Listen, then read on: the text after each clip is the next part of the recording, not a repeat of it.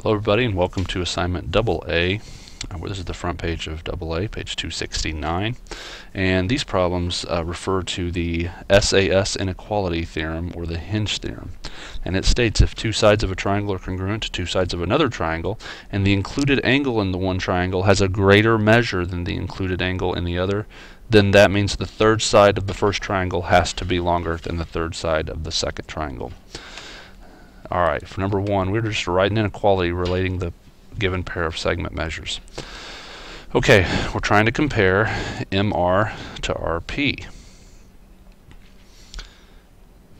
Okay, as you can see, we have the two sides congruent. These sides between these two triangles are congruent. But the difference is M in R is 21 degrees, R in P is 19 degrees. So because of that, MR is the greater line segment from the hinge theorem. Okay, we got the similar thing here. We're comparing AD to that of CD.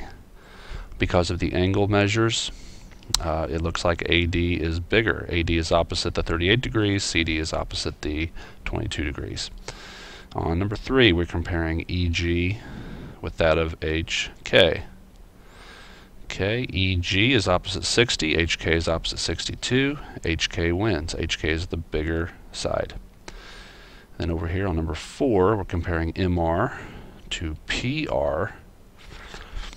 Alright, and then MR is opposite 48 degrees, PR is opposite 46 degrees, that means MR is greater. Down here we're to write an inequality and solve it to describe the possible values of x. Well, the two sides we're going to compare are the 40 and the 4x minus 10. We'll write that down here. Now, looking at the angles that they correspond to, the 4x minus 10 goes with 120, the 40 goes with 115. The 4x minus 10 is going to be bigger because of that angle. So I'm going to go about solving this. I'm going to add 10 to both sides. 50, divide both sides by 4. 50 divided by 4 is 12.5.